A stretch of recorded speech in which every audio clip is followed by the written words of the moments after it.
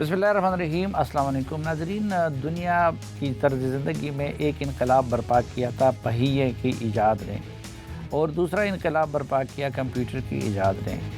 آج سے اگر 100 سال پہلے کوئی ایک انسان دوسرے سے کہتا کہ ایک ایسی چیز ایجاد ہوگی کہ جس میں سینکڑوں کلومیٹر دور ایک بندہ بیٹھا ہوگا اور آپ اس کو گھر میں بیٹھ کے دیکھ سکتے ہوں گے اور اس کو سن سکتے ہوں گے، تو شاید اس وقت وہ اس کو پاگل قرار دیتا۔ لیکن ٹی وی کی ایجاد کی صورت میں ہم نے یہ سب کچھ دیکھا۔ پھر اس کے بعد آج سے 30-40 سال پہلے جو اس وقت موبائل کے ذریعے جو کچھ ہو رہا ہے، اگر دو انسان آپس میں مل کے اس متعلق بات کرتے، تصور کرتے، تو شاید تصور کرنے والے کو دوسرا پاگل قرار دیتا۔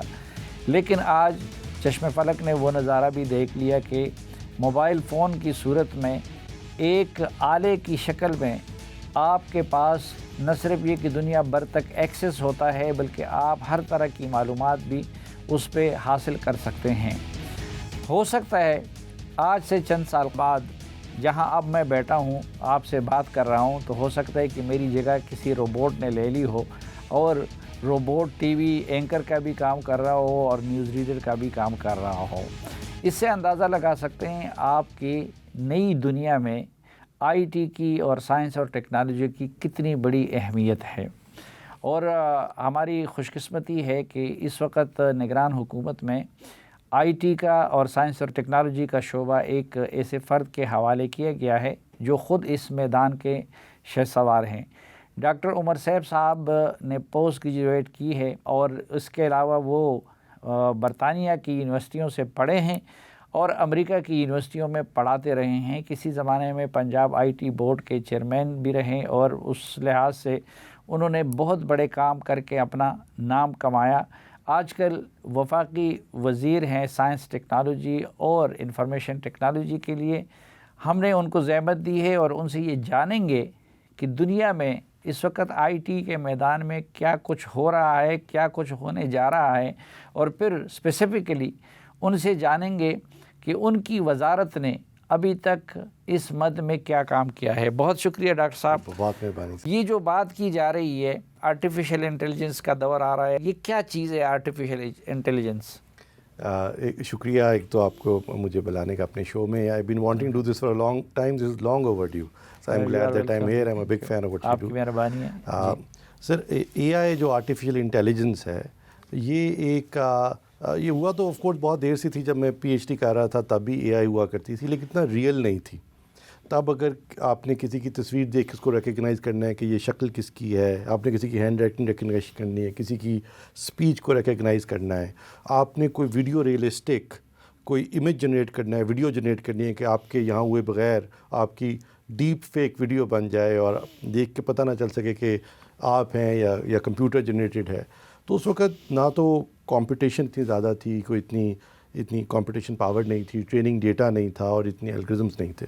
لیکن اوور ٹائم اور پچھلے 4-5 سال میں بہت تیزی سے اس فیلڈ میں کام ہوا ہے، اور اے آئی اب مشین لرننگ کو کہتے ہیں، اور مشین لرننگ میں بھی ڈیپ لرننگ کو کہتے ہیں۔ اس طرح سے کہ ایک وقت تھا جب کمپیوٹر کو بتانا پڑتا تھا اس نے کیا کرنا ہے، اور اب کمپیوٹر سیکھ سکتا ہے کہ اس نے کیا کرنا ہے۔ آپ کو صرف اس کو بار بار دکھانا ہے اس چیز کو جو اس نے جنریٹ کرنی ہے، وہ اسے سیکھتا چلا جائے گا، اور اوور ٹائم خود ہی وہ کام کرنا شروع کر دے گا جو آپ کرتے ہیں اس کے لگ بھگ ہوگا۔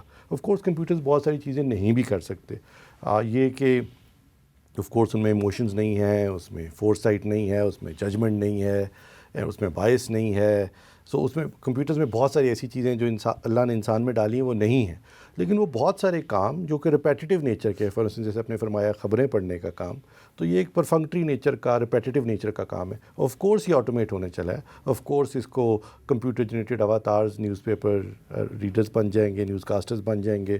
یہ جو ہم لکھتے ہیں، آرٹیکلز لکھتے ہیں، کانٹینٹ لکھتے ہیں، آف کورس یہ computer chat G P T اب ہم سے بہتر لکھ سکتا ہے، کیونکہ اس کے پاس انٹرنیٹ کا سارا کانٹینٹ، سب ٹیکسٹ موجود ہے جس پہ وہ ٹرین ہوا ہے۔ اس کو پتہ ہے جب اس طرح کا سوال پوچھا جاتا ہے، اس طرح کا مقالہ لکھا جاتا ہے، اس طرح کی خبر لکھی جاتی ہے، تو کس نوعیت سے، کس الفاظ میں، کس زبان میں کس طرح لکھی جاتی ہے، کتنی لمبی لکھی جاتی ہے، کیا اس میں کون سے اینگلز کور کرنے ہوتے ہیں، تو اس کے پاس کیونکہ اب ویلتھ آف انفارمیشن ہے جس پہ وہ ٹرین ہوا ہے، اور wealth in this case is the entire internet, تو اب وہ تقریباً اسی طرح چیزیں جنریٹ کر رہا ہے جس طرح سے انسان کرتے ہیں۔ اچھا، یہ آئی ٹی اور اے آئی کے لحاظ سے اگر دیکھیں تو پاکستان دنیا کی دیگر ممالک سے کس طرح اور کیوں پیچھے ہے؟ ایک تو ہم ویسے تو ٹیکنالوجی میں آف کورس بہت پیچھے ہیں دنیا سے. جب میں یہ کہتا ہوں تو اس کے 3 پہلو ہیں. ایک تو یہ کہ آف کورس اگر آپ یہ دیکھیں گے پاکستان سے کیا کوئی ٹیکنالوجی میں نوبل laureate آیا, کوئی فیلڈ میڈل ونر آیا, کوئی بلینئر, کوئی یونیکارن ٹیکنالوجی کمپنیز بنی, تو ان میں سے تو کچھ بھی بات درست نہیں. یہ ایک طرف بات ہے. دوسرا یہ کہ اگر آپ ایجوکیشن سسٹم کو دیکھیں تو وہ بھی بالکل زبوں حالی کا شکار ہے گلوبلی. اگر آپ اس کو کمپیئر کریں with other universities in the region, کوئی انڈیا میں دیکھ لیں, کوئی قزاقستان میں دیکھ لیں, کوئی آپ ترکی میں دیکھ لیں, تو ہم وہ تمام آف کورس ان تعلیمی نظاموں سے بہت پیچھے ہیں. تیسرا لیکن یہ کہ ہمارا ملک نوجوانوں کا ملک ہے. تو وائل یو مائٹ سے کہ گورنمنٹ نے کچھ زیادہ نہیں کیا اور ہمارے سسٹمز اور پروسیسز بھی ویک رہے, جیسے کہ اور تمام شعبوں میں ہیں, ٹیکنالوجی میں بھی ہیں, لیکن ایٹ دا سیم ٹائم جو ینگ لوگ ہیں, اور ینگ لوگ اس طرح سے ہیں, میں اکثر لوگ کہتے ہیں کہ 65% آبادی ینگ ہے. اس کو ایک اور طریقہ دیکھنے کا یہ ہے کہ ہر مہینے 5 لاکھ نوجوان 18 سال کی عمر سے تجاوز کر رہے ہیں پاکستان میں. 5.5 پیپل. تو اس طرح سے یہ بیسیکلی اب ہر پوزیشن میں ہر جگہ پہ آپ کو نوجوان نظر آئیں گے, کیونکہ یہ نوجوانوں کا ملک ہے. نوجوان کیونکہ خود ٹیکنالوجی سیکھ جاتے ہیں, ٹیکنالوجی سیوی ہیں. 1 ملین ہماری یونیورسٹیز گریجویٹ کر رہی ہیں. پاکستان میں اربنائزیشن ہے, اب گلوبل کنیکٹیوٹی, ہر کسی کے ہاتھ میں فون ہے. پاکستان میں 19 کروڑ موبائل سم یوزرز ہیں. یہ دنیا کی 7ویں بڑی مارکیٹ ہے موبائل فون کی یوزج کے حساب سے. فون سستے میسر ہیں, ہر کوئی کسی نہ کسی سوشل میڈیا پلیٹ فارم سے جڑا ہوا ہے. لوگ کانٹینٹ کریٹ بھی کر سکتے ہیں, لوگ اس گلوبل ڈیجیٹل اکانومی کا حصہ بھی بن سکتے ہیں. تو اس کی وجہ سے 19 کروڑ موبائل اس وقت پاکستان میں یوز ہو رہے ہیں. 196 ملین, 19 کروڑ 60 لاکھ. اور یہ سوچیے کتنا بڑا نمبر ہے. اور یہ تو یورپ کے دنیا کے 7ویں بڑی موبائل فون کی, دنیا کا 5واں بڑا ملک ہے اور 7ویں بڑی موبائل فون کی دنیا کی مارکیٹ ہے. But let me underscore that more for you. Pakistan کی جو انٹرنیٹ یوزرز ہیں, براڈ بینڈ انٹرنیٹ یوزرز ہیں, ان کی تعداد UK, فرانس, اٹلی کی کل آبادی سے زیادہ ہے. پاکستان کے سوشل میڈیا یوزرز کی تعداد کینیڈا کی کل آبادی سے زیادہ ہے. تو یہ تو آف کورس بہت بڑا ملک ہے. اور دیر فور, اور دوسرا یہ کہ یہ جو ینگ لوگ ہیں, جس کو آپ یہ نوجوان ہیں, انہوں نے ٹیکنالوجی خود سیکھی. ہم نے ان کے لیے کوئی کاروبار, روزگار, ملازمتیں نہیں پیدا کی اس ملک میں, given the way it is. لیکن انہوں نے خود ہی سے فگر آؤٹ کیا کہ ان کی جو ایجوکیشن ہے, اسکل ہے, اس کے تحت وہ دنیا کی جو گلوبل ڈیجیٹل اکانومی اس سے لنک ہو سکتے ہیں. نہیں ڈاکٹر صاحب, جب 19 کروڑ لوگ موبائل استعمال کر رہے ہیں, پھر یہ کہ نوجوان خود سیکھ رہے ہیں پاکستان میں, پھر الحمدللہ آپ جیسے نوجوان بھی ہے جن کو گوگل کی طرف سے اور باقی انٹرنیشنل فورمز کی طرف سے ایوارڈز بھی ملے, تو پھر ہم پیچھے کیوں ہیں؟ ایک تو سر یہ کہ آپ کیا مثبت استعمال کم ہے, منفی استعمال زیادہ ہے؟ یہ بھی درست بات ہے, لیکن گورنمنٹ کی پالیسیز بھی اتنی سپورٹیو نہیں رہیں. اب فار انسٹنس اگر آپ یونیورسٹیز, پاکستان میں بہت بڑا ملک ہے, بہت زیادہ یونیورسٹیز ہیں, ہر سال 75,000 IT گریجویٹس ہماری یونیورسٹیز پیدا کرتی ہیں. 75,000, یہ بہت بڑا نمبر ہے. آپ IT انڈسٹری کو دیکھیں تو اس میں صرف 1.5 لاکھ لوگ کام کرتے ہیں. تو یہ 75,000 لوگ کہاں جا رہے ہیں؟ اگر آپ اس کو ذرا تفصیل سے دیکھیں تو آپ کو پتہ چلے گا کہ یہ 75,000 یونیورسٹی کی ڈگریاں تو لے رہے ہیں, لیکن ان کے پاس وہ سکلز ہی نہیں جس میں وہ انٹرنیشنلی گلوبلی کمپیٹیٹیو ہو سکیں. اب اگر کسی نے باہر بیٹھے ہوئے پاکستانی IT کمپنی کو کاروبار دینا ہے تو وہ بیسیکلی تو یہ ہے کہ آپ کے سافٹ ویئر ڈیولپر کو 20, 30, $40 پر آور دے گا. تو اب اس نے جب $40 پر آور آپ کو دینے ہیں تو وہ انڈیا کے کسی سافٹ ویئر ڈیولپر کو کیوں نہ دے دے, وہ آئرلینڈ کے کسی سافٹ ویئر ڈیولپر کو کیوں نہ دے دے. تو یہ تو گلوبلی کمپیٹیٹیو ہونا پڑے گا. دیکھیے یہ بڑی ایک امپورٹنٹ بات ہے کہ کسی اور شعبے میں ہمیں اس طرح گلوبلی کمپیٹیٹیو سروسز اور اسکل میں نہیں ہونا پڑتا, پروڈکٹس میں ہونا پڑتا ہے. کیونکہ کپاس یہاں ہے تو ہم ٹیکسٹائل ایکسپورٹ کر لیتے ہیں, ہم رائس ایکسپورٹ کر لیتے ہیں, اسی طرح ہے نا جی. لیکن کوئی اور شعبہ نہیں جو کہ سروس بیسڈ ہے, جو کہ نالج اسکل بیسڈ ہے, یہ ایک ہی شعبہ ہے. اور اس میں آف کورس ہم باقی دنیا سے بہت پیچھے رہ گئے. ہماری ٹوٹل ایکسپورٹس $2.6 بلین ہیں, $2.5 ارب. انڈیا کی $164 ارب ہیں. انڈیا ہم سے 7, 8, 10 گنا بڑا ہوگا تو اس وہی موازنہ ہونا چاہیے, لیکن نہیں ہے. انڈیا کی ایک سافٹ ویئر کمپنی 4.5-5 لاکھ لوگوں کی ہوتی ہے, اور کئی ایسی کمپنیز ہیں.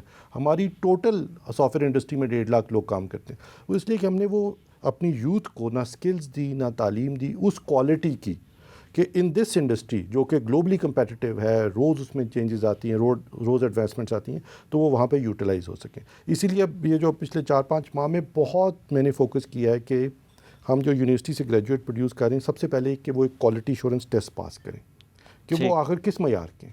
اس کے بعد ان کو انڈسٹری میں پلیس کرنے کی ذمہ داری گورنمنٹ لے لے. اگر اس میں ہمیں پیسے ڈالنے پڑتے ہیں ان کی انٹرنشپ کے لیے، کمپنی کو پیسے دینے پڑتے ہیں، ہمیں ایکیڈیمک سسٹم ایک چیز سے مل کے چینج کرنا پڑتا ہے، تو یہ کہیں ہو گیا ہے۔ اب 15 تاریخ کو پہلا 75,000 لوگوں کا پاکستان میں ٹیسٹ ہونے چلا ہے، اور 30,000 35,000 جو اس میں سے پاس کریں گے ان کو ہم انڈسٹری میں پلیس کرنے چلے ہیں۔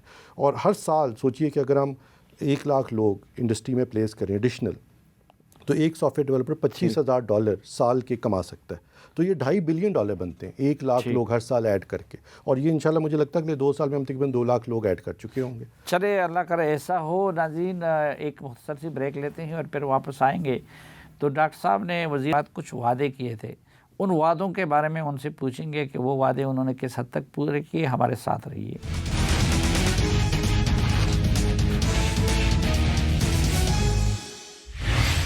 ایک بار پھر خوش آمدید آپ کو جرگے میں۔ آج کے جرگے میں ہمارے مہمان ہیں وفاقی وزیر برائے سائنس و ٹیکنالوجی جناب ڈاکٹر عمر سیف صاحب۔ ڈاکٹر صاحب، آپ نے کچھ وعدے کیے تھے نگران وزیر بننے کے بعد، جس میں ایک بڑا وعدہ یہ تھا کہ آئی ٹی ایکسپورٹ بڑھانا۔ ایک تو میں سمجھنا بھی چاہتا ہوں کہ آئی ٹی کے ایکسپورٹ کیا ہے، اور پھر آپ نے کتنے بڑھا دیے؟ سر، آئی ٹی کا ایکسپورٹ ابھی اگر آپ آفیشیلی دیکھیں تو تقریباً $2.5 بلین $2.6 بلین نظر آتے ہیں دیکھنے میں، لیکن پاکستان میں کیونکہ ڈالرز لانے اور پھر ان ڈالرز کو باہر سپینڈ کرنے میں بہت قدغنے ہیں اس وقت، تو آئی ٹی کمپنیز کیونکہ سروس بیس کمپنیز ہیں، کوئی ایل سی تو کھلنی نہیں، کوئی بل آف لیڈنگ نہیں بننا، کوئی گڈز امپورٹ ایکسپورٹ نہیں ہونی۔ یہ 4 بچے ایک کمرے میں کمپنی بناتے ہیں، باہر کوئی ان کا کلائنٹ ہے اس کے لیے کام کرتے ہیں، ان کو $30-35 پر آور کے حساب سے سافٹ ویئر ڈیولپرز کو پیسے ملتے ہیں۔ ان کے لیے بہت کنوینئنٹ ہے کہ باہر ہی کمپنی رجسٹر کر لیں، $300 کی ہوتی ہے امریکہ میں، ایک بینک اکاؤنٹ کھولیں $50 کا کھلتا ہے، اور اسی میں پیسے رکھنا شروع کر دیں، کیونکہ اگر وہ یہاں پہ ڈالرز لے کے آتے ہیں ہم ساتھ ہی ان کو روپیز میں کنورٹ کر دیتے تھے۔ اور ان کو کبھی باہر اپنا کوئی سافٹ ویئر ہوسٹ کرنا ہے کسی ڈیٹا سینٹر میں، کوئی گوگل کے، مائکروسافٹ کے، ان کو کوئی 2 بندے کسی آئی ٹی کمپنی کو اس کلائنٹ کے پاس امریکہ بھیجنے، اس کی تنخواہیں پے کرنی ہے، تو وہ پھر ڈالر اسپینڈ نہیں کر پاتے تھے۔ تو بیکاز آف دس ہیزیٹیشن ہم نے اسٹیٹ بینک اور SIFC سے مل کے، جو اسپیشل انویسٹمنٹ فیسیلیٹیشن کاؤنسل ہے، ہم نے ایک ریڈیکل اسٹیپ لیا، وہ یہ کہ آئی ٹی کمپنیز کے لیے اب 50% آف دیئر ریونیو وہ ڈالرز میں رکھ سکتے ہیں، اور جب اسپینڈ کریں گے انٹرنیشنلی تو اس پہ کوئی قدغن نہیں، ان کو کوئی اجازت کی ضرورت ہی نہیں۔ وہ جو بینکس نیلے پیلے فارم سائن کرواتے تھے پیسے باہر بھیجنے کے لیے، وہ اب آئی ٹی کمپنیز کو 50% آف ریونیو کے لیے کوئی ضرورت نہیں۔ اب دیکھیے صرف ایک اقدام سے، جیسے کہ 1.5 ماہ قبل ہم نے کیا، ایک اقدام سے پچھلے 30 دنوں میں 13% آئی ٹی ایکسپورٹس بڑھ گئی ہیں۔ 13% یہ تو نہیں ہوا کہ ایک دم سے ایکسپورٹ بڑھ گئی، یہ ہوا ہے کہ ان کمپنیز نے اپنا ریونیو پاکستان لانا شروع کر دیا۔ تو یہ آپ کو $2.6 بلین آتا ہے، ایٹ لیسٹ $4.5 ارب ہے ایکچولی جو پاکستان کی ایکسپورٹ ہے۔ ایک تو یہ، دوسرا ان کو of course skilled man power چاہیے، جو اب ہم بہت تیزی سے ان کے لیے پروڈیوس کریں، پھر ہم کو $4-5 ارب اسپینڈ کرنے چلے ہیں اسکلز ٹریننگ کے اندر، یونیورسٹیز کے اندر نئے کورسز متعارف کرانے کے لیے، ان کے ٹیسٹ لینے کے لیے، ان کو انڈسٹری میں پلیس کرنے کے لیے۔ اور اگلے 2 سال دیکھیے، اگر ہم 2 لاکھ لوگ انڈسٹری کو دیتے ہیں اور ایک سافٹ ویئر ڈیولپر $25,000 بناتا ہے سال کے، تو یہ تقریباً $5 ارب سالانہ بنتے ہیں، اور یہ دس از اے لاٹ آف منی۔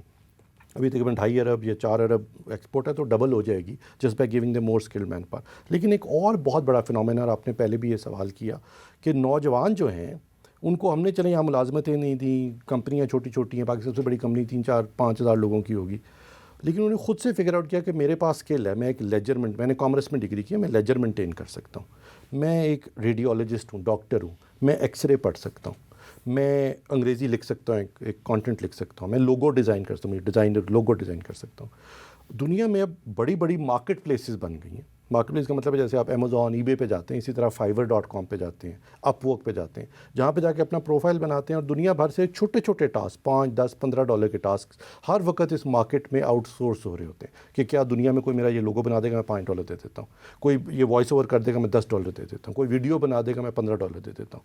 تو وہ ہر ٹاسک آؤٹ سورس ہوتا ہے، اور پاکستانی کیونکہ ان کے پاس اسکل تھی، ایجوکیشن تھی، 15 لاکھ پاکستانی ان پلیٹ فارم پہ رجسٹرڈ ہیں۔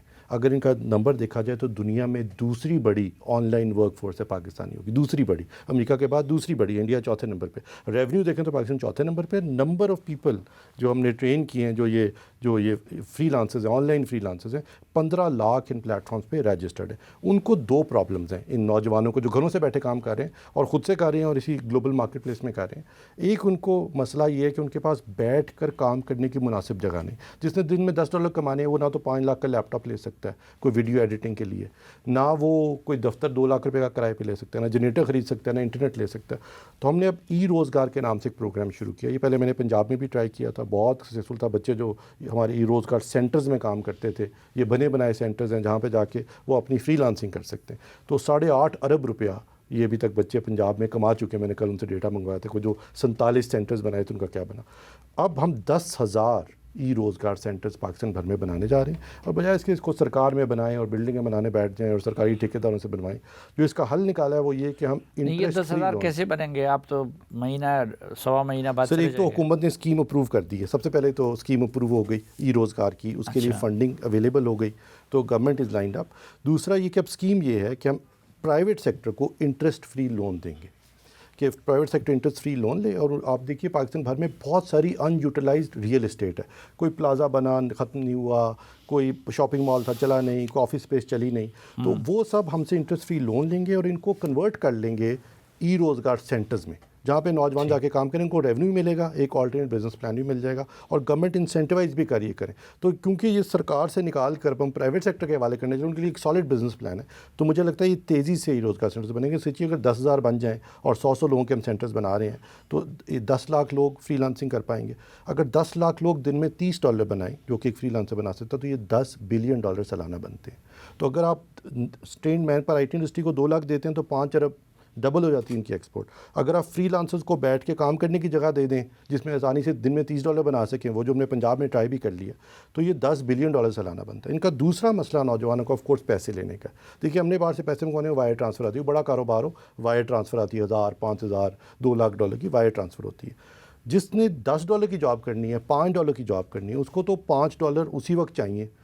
دینے والا کریڈٹ کارڈ سے پے نہیں کر رہا، دنیا ایوالو کر گئی ہے، وہاں پہ پے پیل ہے، اسٹرائپ ہے، وائز ہے، وہ وائر ٹرانسفرز نہیں کر رہے۔ $5 کے لیے کوئی وائر ٹرانسفر نہیں کرتا کسی اور ملک میں، تو ان کو پے پیل چاہیے، ان کو اسٹرائپ چاہیے، ان کو وائز چاہیے، جو یہ پیمنٹ پلیٹ فارمز ہیں، تاکہ امریکہ میں بیٹھا کوئی کلائنٹ $5 اس وقت پے کرے اور وہ $5 آپ کے بینک اکاؤنٹ میں اسی وقت آ جائے۔ یہ ان کی بہت دیرینہ ایک ریکوائرمنٹ تھی، اور اس پہ بہت میں نے کام کیا پچھلے 4 مہینے، اور بہت مشکل تھا کہ پے پیل کو کنونس کیا جائے کہ یہ الاؤ کرے پاکستان میں ایٹسیٹرا۔ اب بہت مشکل سے فائنلی ہم جس پہ جو پلان جو سسٹم پہ ارائیو کیے ہیں وہ یہ کہ اب پاکستان میں بیٹھا فری لانسر امریکہ سے پے پیل سے پیسے وصول کر سکے گا۔ لیکن پاکستان میں تو ابھی تک بہت ساری جگہوں پہ 4G کی سہولت بھی نہیں ہے، تو اس کے لیے آپ کچھ کر رہے ہیں؟ سر یہ بالکل درست بات ہے، اور یہ بھی انہی وعدوں میں سے ایک ہے۔ 4G بھی نہیں، ہم تو 5G لانا چاہتے ہیں۔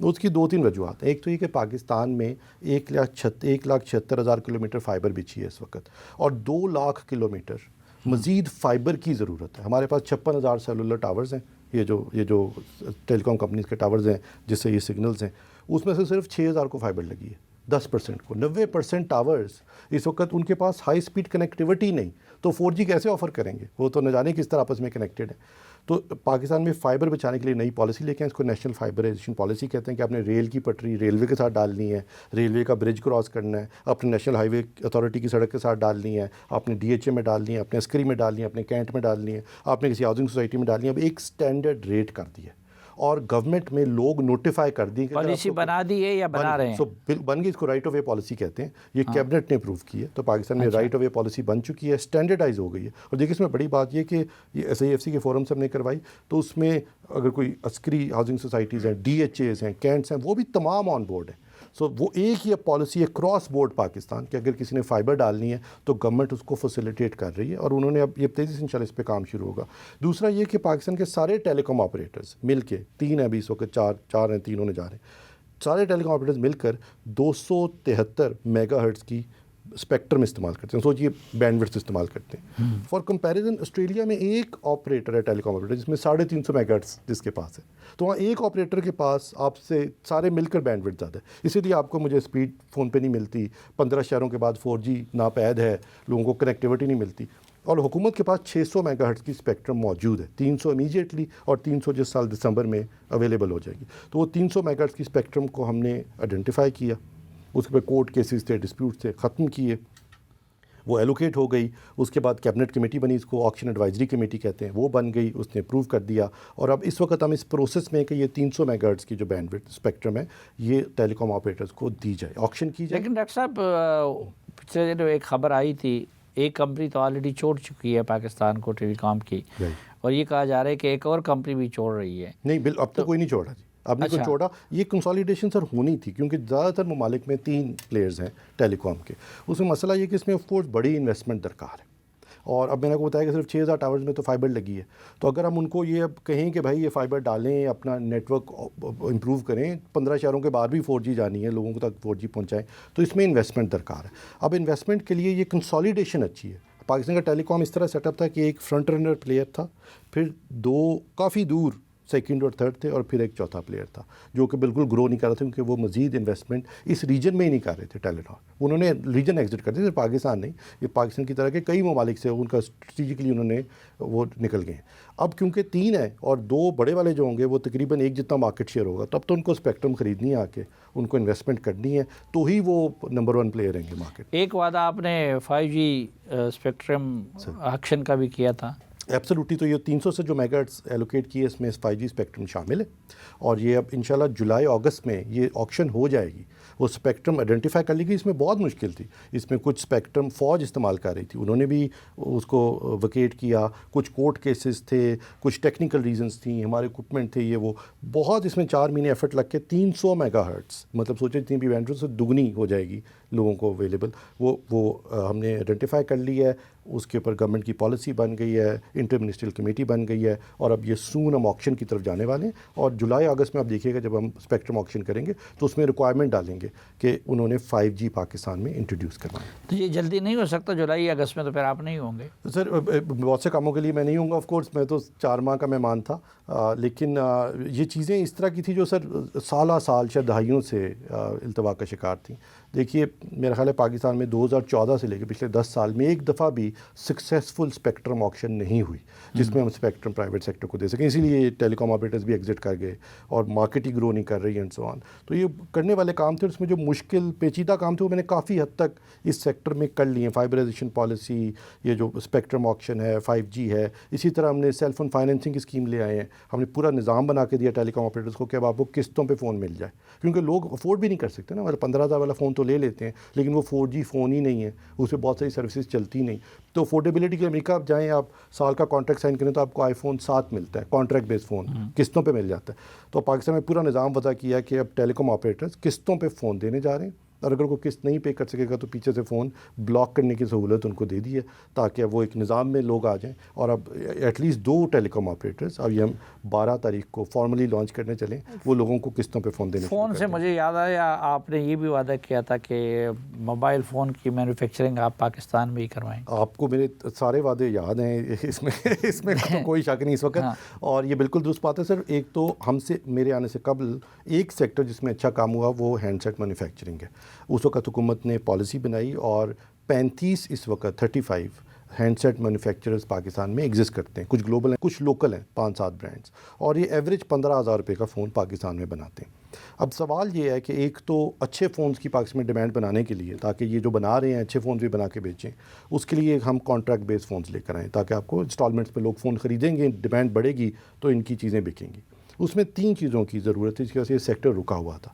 ایک یہ کہ جیسے ہم ٹیکسٹائل کو اور باقی انڈسٹری کو ایکسپورٹ ریبیٹ یا R&D فیسیلیٹیشن دیتے ہیں. اگر آپ ایکسپورٹ کریں تو آپ کو حکومت کوئی مراحت بھی دیتی ہے. اس سیکٹر کو وعدہ کیا گیا لیکن نہیں دی گئی. یہ 3% کا وعدہ کیا گیا، آپ کے ایکسپورٹ کا 3% آپ کو R&D الاؤنس ملے گا. اب ہم نے 3% فائنلی کر لیا ہے جو کہ 3 سال سے التوا کا شکار تھا، اور اس کو 8% پہ لے کے جا رہے ہیں.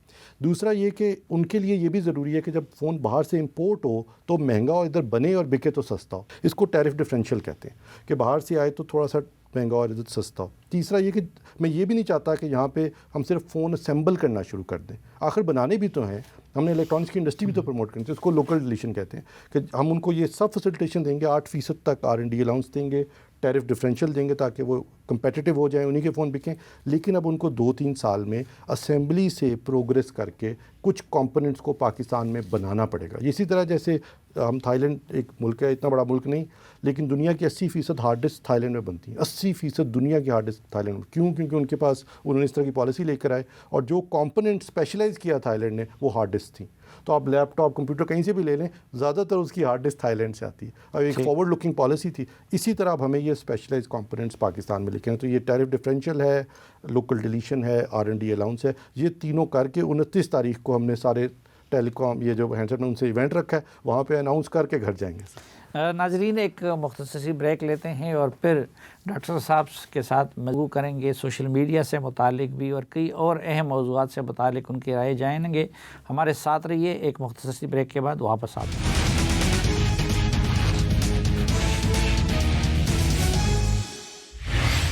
ایک بار پھر خوش آمدید آپ کو جرگے میں. ہمارے ساتھ ہیں ڈاکٹر عمر سیب صاحب, وفاقی وزیر برائے IT اور سائنس اینڈ ٹیکنالوجی. ڈاکٹر صاحب, یہ کچھ کہا جاتا ہے کہ جی ہم سوشل میڈیا کو اس لیے بھی کنٹرول نہیں کر سکتے کہ جو مین ان کے ادارے ہیں ان کے آفیسز پاکستان میں نہیں ہیں. اس سلسلے میں کوئی آپ نے کوشش کی ان کے آفیسز پاکستان لانے کے لیے؟ سر جی ایک گلوبل ایشو ہے وہ اس طرح سے کہ دیکھیے, اگر آپ کوئی ادھر ٹی وی چینل ہے, اخبار ہے, میڈیا ہے, وہ ریگولیٹڈ ہے. آف کورس کوئی ریگولیشن تو ایگزسٹ کرتی ہے اور اس پہ ڈبیٹ ہو سکتی ہے, اچھی ہے, بری ہے, امپروو ہو سکتی ہے آف کورس. لیکن ایک ملک میں آخر ایک کام چل رہا ہے, اس کی کوئی ریگولیشن ہے, کوئی لا آف دا لینڈ ہے. اس وقت تو ہمارا لا آف دا لینڈ بھی ڈیفائنڈ نہیں. اور آف کورس یہ جو کمپنیز اتنی بڑی بڑی آپریٹ کر رہی ہیں وہ ہمارے سسٹم سے لنکڈ بھی نہیں. اور اس میں صرف ایک تو ریگولیشن, اس کے بعد بزنس ہے, ٹیکسیشن ہے. اگر کوئی اشتہار لگاتا ہے کسی میڈیا کے چینل پہ, اخبار میں, اس پہ ٹیکس کٹتا ہے. یہ کمپنیز کے اوپر اشتہار لگائیں, ادھر سے بیٹھے کریڈٹ کارڈ ڈالیں, کوئی ٹیکسیشن نہیں, تو کمپیریٹیو بھی نہیں رہ جاتے ہمارے لوکل میڈیا پلیئرس. سو یہ سارے ایشوز گلوبل ہیں, یہ صرف پاکستان کا نہیں, گلوبل ایشو ہے کہ ایسی کمپنیز جو کہ گلوبل ان نیچر ہیں اور ورچوئل ہیں, انٹرنیٹ پہ ہیں, فزیکل پریزنس نہیں, ان کو کس طرح سے ان سے ڈیل کیا جائے. اور دیکھیے یہ بہت پاورفل پلیٹ فارمس ہیں. یہ ٹھیک بات, پاکستان میں کوئی 1.5-2% پاکستانی ٹویٹر استعمال کرتے ہیں, بہت کم تعداد ہے. یوٹیوب بہت بڑے پرسنٹیج پاکستانی استعمال, ٹک ٹاک بہت بڑے. لیکن ٹویٹر کی ایگزامپل لے لیتے ہیں, تھوڑے سے لوگ استعمال کرتے ہیں, لیکن تمام اوپینین لیڈرز ہیں.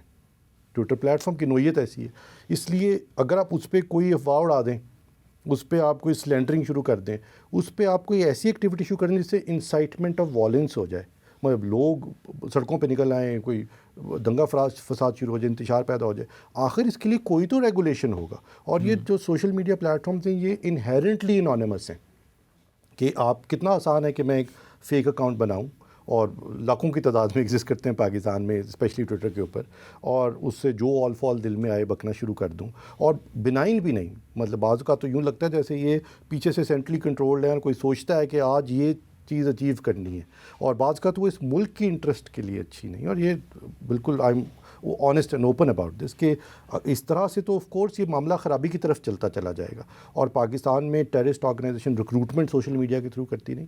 مجھے یاد ہے کئی سال قبل جب پنجاب میں کام کیا کرتا تھا تو آئی واز ٹولڈ کہ داعش بہت ساری ریکروٹمنٹ سوشل میڈیا کے تھرو کرتی ہے. تو میں نے کہا کیسے پتہ چلتا ہے؟ انہوں نے کہا یہ آپ کو دکھاتے ہیں. اور پڑھے لکھے لوگ, یونیورسٹی کے پروفیسرز اور طلباء were being recruited and sent for to fight for them in Syria. یہ وہ ادھر طریقے طالبان کے نیٹ ورکس ہیں سوشل میڈیا پہ, and so on and so forth. تو یہ تو بہت of course is a very serious issue and it goes beyond politics. نہیں, لیکن اس سیریس ایشو کے لیے مثلا سوشل میڈیا کا سوئی استعمال پاکستان میں اتنا زیادہ ہے کہ اس روز ہمارے آرمی چیف نے کہا کہ یہ سوشل میڈیا نہیں ہے, یہ شیطانی میڈیا ہے. تو آپ خود بھی اس سے آگاہ ہے کہ اس کو کس طرح منفی مقاصد کے لیے استعمال کیا جا رہا ہے. تو اس کے تدارک کے لیے آپ نے کچھ کیا یا کچھ منصوبہ چھوڑ کے جا رہے ہیں؟ سر 2 کام کیے. ایک ہو گیا وہ یہ کہ سب سے پہلے یہ کہ اس کو اپریہینڈ کرنا کس نے, پہلا سوال. تو ابھی ہم نے FIA کا کام لگایا ہوا تھا. FIA میں ایک ونگ ہے سائبر کرائم ونگ. تو وہ FIA کے پاس اور بہت کام ہے, نہ ان کے پاس ٹیکنالوجی تھی, نہ HR, نہ مین پاور, نہ فنڈنگ. تو وہ ایک لمیٹیڈ سا کام کرتے. تو اس میں ڈیجیٹل فراڈ شامل ہے. دیکھیے social media, internet, digital media پہ تو یہ کہ آپ کو کال آتی ہے میں بینک سے بول رہا ہوں مجھے بتا دیں. فراڈ اس میں ڈیجیٹل فراڈ شامل ہے, اس میں ہراسمنٹ شامل ہے, اس میں تو مطلب دیکھیے خواتین ہیں, بچے ہیں, اس میں اس کے بہت سارے نگیٹو. سو اب ہم نے کیا یہ کہ ان سے نکال کر ہم نے ایک اسپیشلائزڈ ایجنسی بنائی ہے. اس کا نام ہے national cyber crime investigation agency, NCCIA. یہ کیبنٹ نے اپروو کر دیے, اس کو ایف آئی اے سے الگ کر دیا, اس کو ایف آئی اے سے الگ کر دیا, الگ ادارہ بن گیا. جی الگ ادارہ بن گیا, اور آہستہ آہستہ ایف اے کے رول اور تمام چیزیں اس میں اس وقت منتقل ہو رہی ہیں. تو ایک تو یہ کیا. دوسرا, پاکستان میں NSIRT بنا دی, national cyber emergency response team کے نام سے ایک سینٹر بنایا ہے, جس کا کام ہے کہ جہاں پہ سائبر اٹیکس ہو رہے ہیں, جہاں پہ ہمارے سسٹمز کو اٹیک ہو رہا ہے, کوئی ہیکنگ ایکسرسائز ہو رہی ہیں, ان کو ڈیٹیکٹ کر کے میٹیگیٹ کیا جا سکے. یہ بھی لانگ اوور ڈیو تھا, لیکن بہت اچھی ٹیم ہے, PhD لوگ اپنے ڈھونڈے سائبر سیکورٹی کے ایکسپرٹس, وہ بنایا.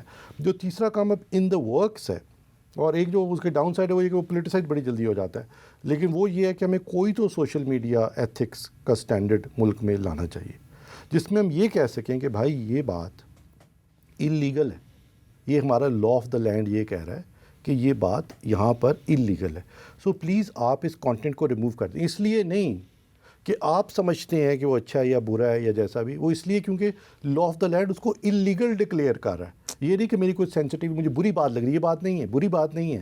یہ کہ میرے کوئی کسی نظریے سے اختلاف کر رہا ہے, یہ بات نہیں ہے, یہ بات قانون کے خلاف ہے. سو ہمارے پاس قانون ہی ایسا نہیں. یہ سعودی عرب, UAE, چائنا وغیرہ نے جو کچھ کیا ہے وہ ہم نہیں کر سکتے. سر ہمارے آف کورس ملک کی نوعیت بہت مختلف ہے. یہ تو ایک بہت ڈیورس اور ہیٹروجنس اور بہت بڑا ملک ہے, اور اس میں کئی طرح کے کی زبان بولنے والے, کئی طرح کے نظریے رکھنے والے, کئی طرح کے مذاہب کے لوگ آف کورس اس ملک, اور بہت دنیا کا 5واں بڑا ملک ہے, اس میں رہتے ہیں. اور اس لیے اس کی یہ جو مینجمنٹ ہے, یہ اس کو نی جگ بھی نہیں کرنا, اس کو نوانس طریقے سے کرنا ہے. آخر لوگوں کو اپنی رائے کے اظہار کی آزادی ہونی چاہیے, آخر لوگوں کو پیسفل پروٹیسٹ کی اجازت ہونی چاہیے, آخر لوگوں کو ایک دوسرے سے کنیکٹ کر کے, بات کر کے, اپنا نظریہ بیان کر کے اجازت ہونی چاہیے. بے شک وہ حکومت وقت کو بری لگتی ہے, وہ کسی ایک اور نظریے کو بری لگتی ہے, یہ بھی تو بہت ضروری بات ہے.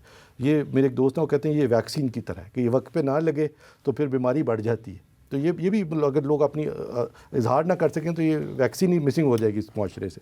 تو یہ تو بہت ہیٹروجنس اور ڈیورس ملک ہے, اور بہت بڑا ملک ہے, اور اس میں کئی طرح کے نظریے. اور دوسرا یہ کہ پاکستان وہاں حکومتوں نے اپنے ہاتھ میں رکھا ہے ریگولیٹ کرنے کا معاملہ, تو ہم اپنے ہاتھ میں نہیں رکھ سکتے. نہیں سر, ریگولیٹ کا معاملہ یہ کہ ایک تو یہ کہ ہمیں یہ نہیں کرنا چاہیے کہ ہم کوئی پلیٹ فارم بند کر دیں, یہ تو اس کا حل نہیں, یہ تو نی جگ ری ایکشن ہے. حل اس کا یہ ہے کہ ہم کوئی سٹینڈرڈ کوڈ, کوئی ایتھکس کا کوڈ لے آئیں کہ اگر کوئی خاتون سوشل میڈیا کے اوپر کوئی بات کرتی ہے, تو اگر کوئی اس کو ہراس کرتا ہے, اس کو فزیکل وائلنس سے ہراس کرتا ہے, اس کے کوئی نازیبہ تصویریں ڈالنا شروع کر دیتا ہے, کوئی گالیاں نکالنا, تو اس کی کوئی تو تدارک ہوگا جناب. تو آئی تھنک وہ ہمیں بالکل لانے چاہیے. ہمیں گلوبل ڈیجیٹل سسٹم سے ہر وقت کنیکٹڈ رہنا چاہیے, ہمیں آئسولیٹ تو نہیں ہونا چاہیے. ہم اس طرح کے ملک نہیں ہیں, ہم کوئی نارتھ کوریا, رشیا تو نہیں کہ ہم آئسولیٹ ہو جائیں. تو ہم آئسولیٹ ہونا تو افورڈ نہیں کر سکے, ہمیں تو دنیا سے کنیکٹ کرنا ہے, تاکہ یہاں پہ گوگل, مائکروسافٹ, امیزون آ کے دفاتر کھولیں, ہم اس اکانومی کا حصہ بنیں. ان کو ہمیں ڈرا کے بھگانا تو نہیں, ہمیں یہاں پہ بند نہیں کرنا. یہاں پہ یوٹیوب کئی سال بند رہی پاکستان میں, سوچئے اس پہ میرے بچے کئی لیکچرز اس پہ دیکھتے ہیں, کئی چیزیں اس پہ دیکھتے ہیں, لوگ انٹرٹینمنٹ, کتنے لوگوں کا روزگار یوٹیوب سے جڑا, اس کو بند نہیں کرنا. لیکن ہمیں کوئی اسٹینڈرڈ ایتھکس اور اس کے بعد کوئی سسٹم فریم ورک چاہیے, جو کہ تھرو دس اس کو ہم ڈیجیٹل میڈیا ایتھکس کوڈ کہہ رہے ہیں اس وقت, جو کہ بن گیا ہے, اور اب وہ لیگلی اس کے اوپر ڈسکشن جاری ہے.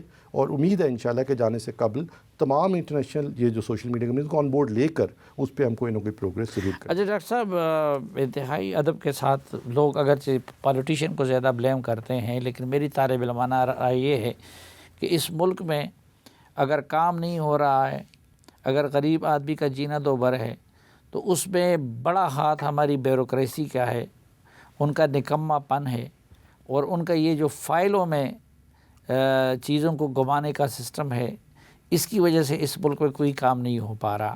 تو سرکاری دفاتر کو ڈیجیٹلائز کرنے کے لیے کچھ آپ نے کیا, اس میں کچھ کامیابی ملی؟ سر میں نے تو اپنی زندگی کے 7 سال اس کاروبار میں لگائے ہیں پنجاب میں, ایز یو نو, شہباز شریف صاحب کے ساتھ. اور اگر آپ پنجاب کا کوئی بھی نظام دیکھیں تو وہ ڈیجیٹائزڈ ہے. پنجاب میں پٹوار کا سسٹم ختم ہو چکا ہے, وہ ٹھیک ہے اس کے بعد حکومت آئی, اس نے اس کو 19-20 کرنے کی کوشش کی, لیکن سارا لینڈ ریکارڈ ڈیجیٹائز ہوا ہے پنجاب میں. 5.5 کروڑ دیہی اراضی کے مالکان کا ریکارڈ ڈیجیٹائز کیا گیا, اور اس کے لیے پھر ایک نیا ادارہ کھڑا کیا گیا جو کہ پٹوار سسٹم سے ڈفرینٹ تھا, جس کو پنجاب لینڈ ریکارڈ اتھارٹی کہتے ہیں. اگر آپ کو اپنی زمین کی فرد چاہیے یا آپ نے اس کو بیچنا ہے, تو آپ PLRA کے سینٹر میں جائیں گے, آپ پٹواری کے پاس نہیں جائیں گے. اس میں آف کورس وہ حکومتیں آتی ہیں, وہ اپنی اس طرح حرکتیں کرتی ہیں, لیکن بیسکلی وہ ایک نیا نظام کھڑا کیا گیا. لائک وائز میں آپ کو اگزامپل دوں کرپشن کی, کہ ہمارے اتنے کورٹ کیسز, اتنے ڈسپیوٹس اس لیے ہوتے ہیں کہ لوگ back dated under valued stamp paper لے لیتے ہیں, اس کے اوپر کوئی عبارت لکھ لیتے ہیں, جا کے کورٹ میں کیس کر دیتے ہیں. تو پنجاب میں الیکٹرانک اسٹیمپ پیپرز ہیں, اب وہ سندھ میں بھی ہم نے رائج کر دی ہیں, ادھر بھی انٹروڈیوس کروا دی ہیں. اور جب میں نے یہ ای اسٹیمپ پیپرز بنائے, تب سوچیے کہ یہ جو ایکٹ تھا, اسٹیمپ پیپر یہ ہے کہ اگر میں اور آپ کو ٹرانزیکشن کریں اور ہم چاہتے ہیں کہ اسٹیٹ اس کی وٹنس بنے, تو ہم ایک ایسے کاغذ پہ لکھ لیتے ہیں جس کو اسٹیٹ جس کی کاپی رکھتی ہے, یہ اسٹیمپ پیپر, اور اس کے عوض وہ ایک ڈیوٹی لیتی ہے.